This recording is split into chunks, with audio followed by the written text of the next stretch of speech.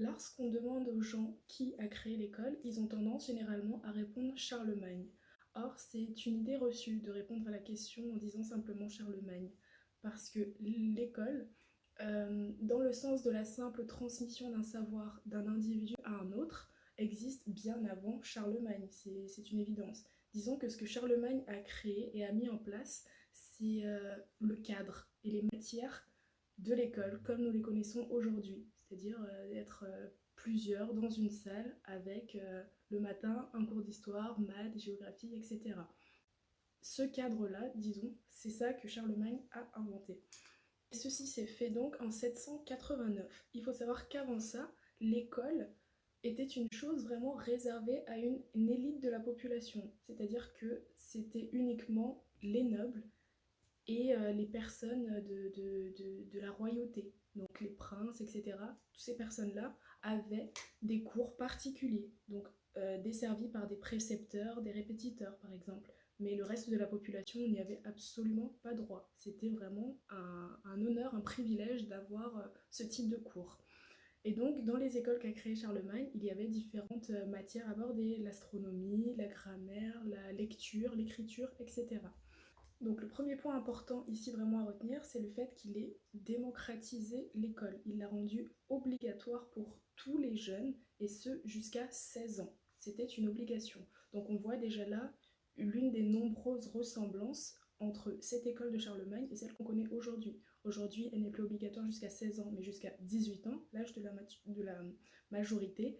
Mais c'est déjà l'une des similitudes entre ces deux écoles, ce qu'on a hérité de l'école de Charlemagne. Donc avant la création de ces écoles par Charlemagne, la création de ces écoles carolingiennes, il faut savoir que plus de 90% de la population, oui même au moins, ne savait ni lire ni écrire.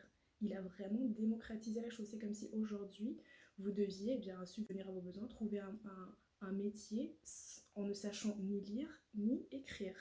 Donc il a quand même permis, donné la possibilité à énormément de personnes d'acquérir un savoir pour leur permettre ensuite d'exercer certains métiers qui, avant ça, leur étaient absolument inimaginables. C'était impossible. En ne sachant ni lire ni écrire, vous ne pouvez pas faire grand-chose.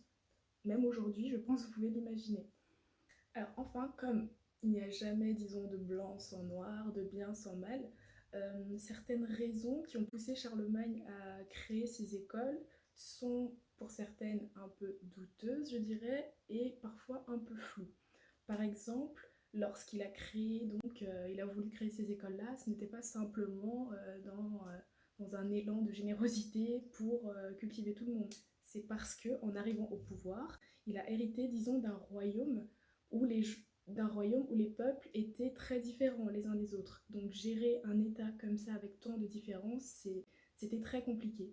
Et pour ce faire, pour pouvoir harmoniser tout ça, c'est pour ça qu'il a décidé, disons, de réunir tous ces jeunes dans un même lieu pour qu'ils parlent la même langue et qu'ils puissent plus facilement communiquer et faire harmoniser le tout, disons. Et c'était pour lui un moyen donc de gérer cette nation. Également, quand on dit obligatoire pour tous les jeunes jusqu'à 16 ans, c'était bien évidemment uniquement les garçons. Les filles, les femmes, avaient pour seul et unique devoir et besoin de faire les héritiers, les enfants, et s'occuper du ménage. Donc les femmes, à ce moment-là, ce n'était même pas dans les pensées, on va dire. L'instruction des femmes, c'est quelque chose qui est venu bien avant tout ça. Donc là, c'est vraiment les garçons uniquement. Donc si je résume, l'école carolingienne créée en 789 dans un but d'unifier toutes ces contrées, tous ces royaumes que devait gouverner Charlemagne. Ensuite, réservée uniquement aux garçons jusqu'à leurs 16 ans. Et la double école, celle du peuple, on va dire, mélangée quand même à la noblesse, etc. Mais une autre école aussi pour les membres du clergé. Donc ce serait l'école populaire qu'on connaît aujourd'hui. Et à côté de ça, donc l'ENA, Saint-Cyr, Champollion, etc. Qui préparent, disons, les enfants du peuple à des carrières différentes. Donc voilà, c'était l'école de Charlemagne.